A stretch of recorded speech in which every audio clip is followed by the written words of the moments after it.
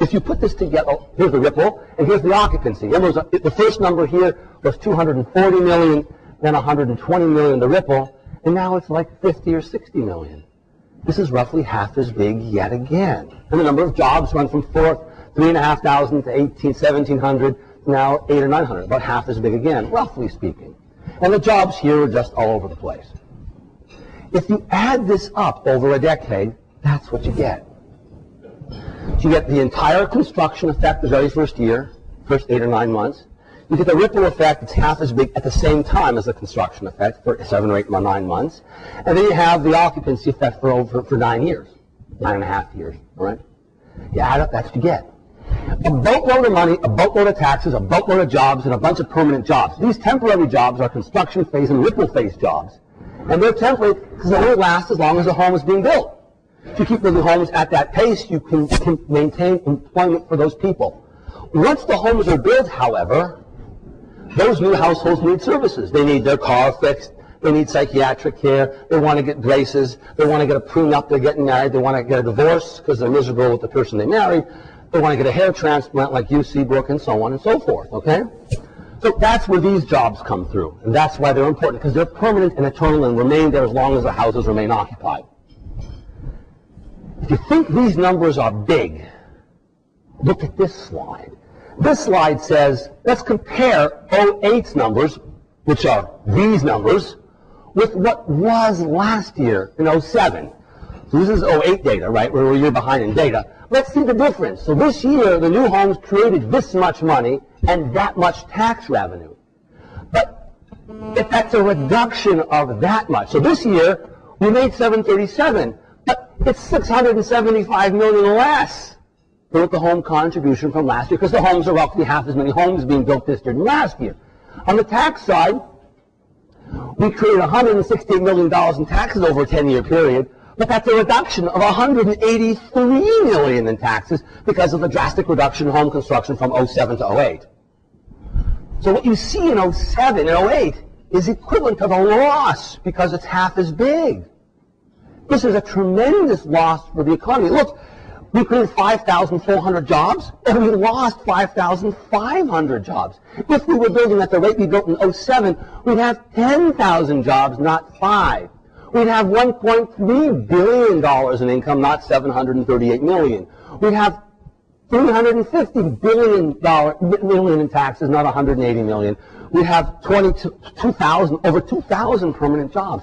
This is an indication of not how sick your economy is, that's not the right word for it, but how much of a reduction in economic activity you've experienced because of the reduction in home construction in just Greenville County, just from 07. 07 was not the peak, right? You peaked out a year or two earlier than that. We don't want to pick a really good year, because that would appear that we're taking advantage and skewing the numbers and picking the best year possible. So we picked a year that was firmly on the downhill, 07, and then compared to a much worse year, 08. This is the loss over 10 years. So you see your economy suffering. Local governments don't have any money. People unemployed, unemployment rising. This tells you why.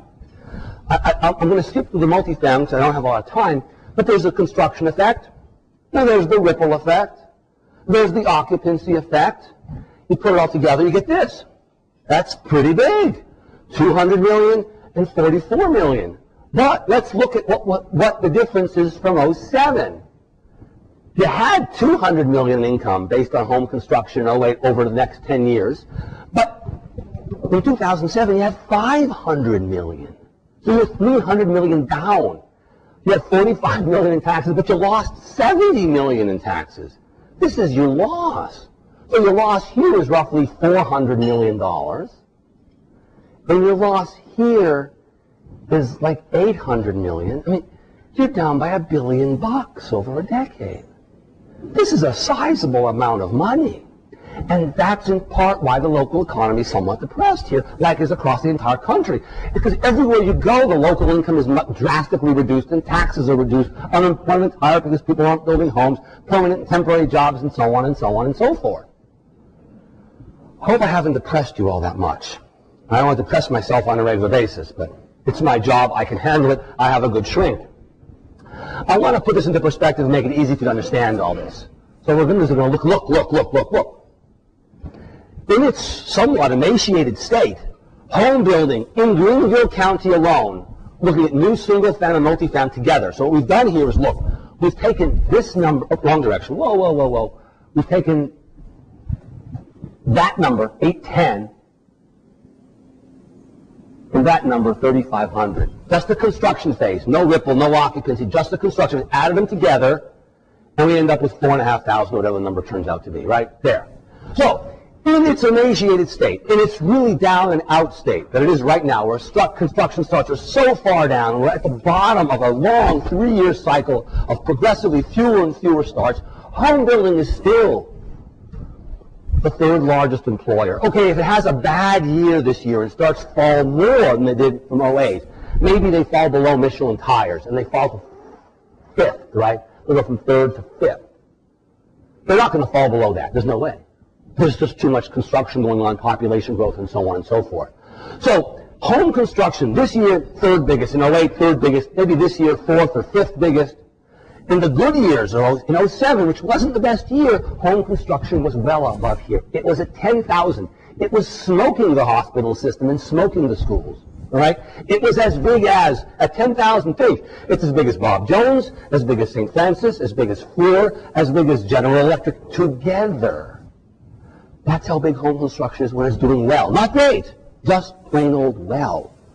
So when you go to local government, you tell them, hey, don't do this bad thing to us. Don't hurt us with this bad piece of legislation.